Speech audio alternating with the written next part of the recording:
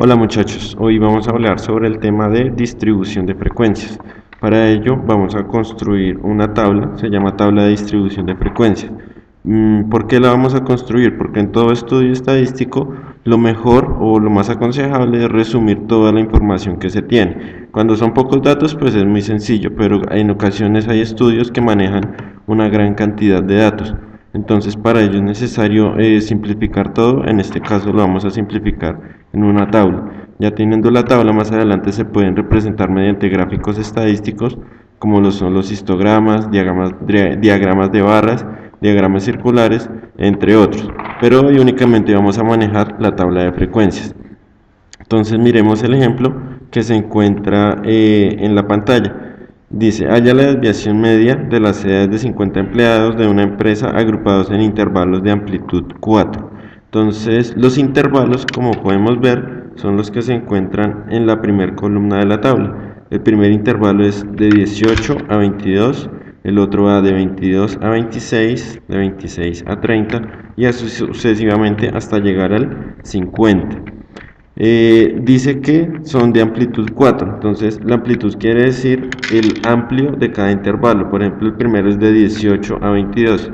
¿Cuántas unidades hay de 18 a 22? Hay 4, igual que de 22 a 26, de 26 a 30 y así sucesivamente. Entonces cada intervalo debe tener la misma amplitud. De acuerdo a esto, entonces, en una información que se recogió según ese estudio, en el intervalo de 18 a 22 habían dos personas que tenían entre 18 y 22 años.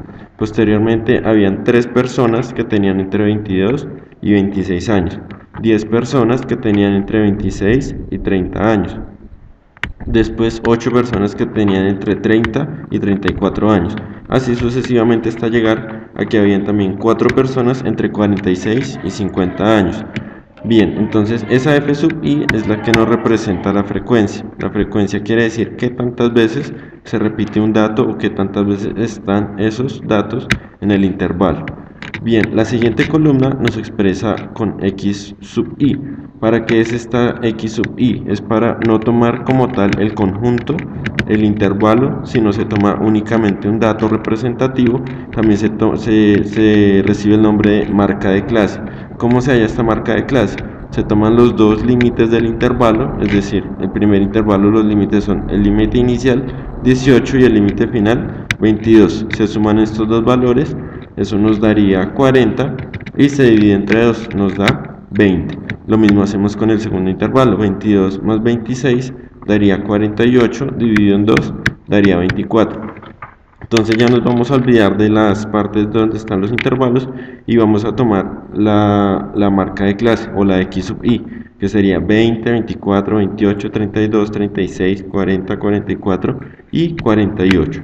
Bueno, ya teniendo esa información, lo que tenemos únicamente son las frecuencias y las marcas de clase. Vamos ahora a hallar la media aritmética del conjunto de datos. Esta media aritmética se halla teniendo en cuenta la frecuencia y la marca de clase. Entonces vamos a multiplicar 2 por 20. ¿Por qué 2 por 20? Porque tomamos el 20 como si hubieran no personas entre 18 y 22 años, sino como hay personas que tienen 20 años. No vamos a tomar el intervalo, únicamente la x sub i. Entonces vamos a hacer, dice que hay dos personas con 20 años, tres personas de 24 años y no como lo hicimos al principio, que decíamos que habían tres personas entre 22 y 26 años, 10 personas entre 26 y 30 años, no. Ya vamos a tomar como hay dos personas que tienen 20 años, tres personas que tienen 24 años. Va a ser un resultado muy aproximado a que si hacemos uno por uno. Entonces, si tenemos en cuenta que hay dos personas que tienen 20 años, iría 40, es decir, 2 por 20. Tres personas que tienen 24 años, entonces 24 más 24 más 24, que sería lo mismo que multiplicar 3 por 24. Luego 10 por 28, 8 por 32, 9 por 36, 8 por 40, 6 por 44, 4 por 48. Entonces vamos a multiplicar todos estos resultados y esos resultados los vamos a sumar. Al luego sumar de esos resultados nos dice que el conjunto de datos tiene 50 empleados. Es decir, si sumamos el 2 más 3 más 10 más 8 más 9 más 8 más 6 más 40, el resultado va a ser 50. Entonces vamos a dividir ese resultado que nos dio de las multiplicaciones y luego de sumarlas, lo vamos a dividir en 50. Ese va a ser el resultado de la media. La media se expresa con una X y una barrita encima, como lo pueden ver acá donde estoy indicando. Entonces al hacer todo ese resultado, nos dice que la media aritmética es de 34,96. O sea que en promedio todos tienen 34 años más o menos. Entre 34 y 35 está el promedio, es el mismo promedio. Listo, vamos a hallar ahora la desviación respecto a la media, ya que tenemos la media. Entonces es la cuarta columna de la tabla que están observando. ¿Cómo se halla esa desviación respecto a la media? Se halla restando el valor de la x sub i, en el primer caso 20, con el valor que nos dio la media, es decir, 34,96. Vamos a hacer esa resta, pero no vamos a dejar la resta con el número negativo, vamos a tomar el valor absoluto, es decir, el valor positivo. Por ejemplo, en el primero nos daba menos 14,96, pero no vamos a poner valor negativo, sino positivo, es decir, 14,96. Y así sucesivamente con las demás. Ahora, esa es la desviación media. Vamos a hallar ahora la desviación, esa era la desviación respecto a la media. Vamos a hallar ahora la desviación media. La desviación media, entonces, el resultado que ya teníamos lo vamos a multiplicar por f sub i, es decir, 14,96 por 2, 10,96 por 3, 6,96 por 10. Y esos resultados son los que están apareciendo en la segunda columna, en la quinta columna. Pero esa no es la desviación respecto a la media. La desviación media es la suma de todos esos resultados dividido en la cantidad de datos. Es decir, 29,92 más 32,88 más 69,6. En fin, divididos otra vez en 50. ¿Por qué? Porque hay 50 empleados. ¿Listo? Ahora, la varianza.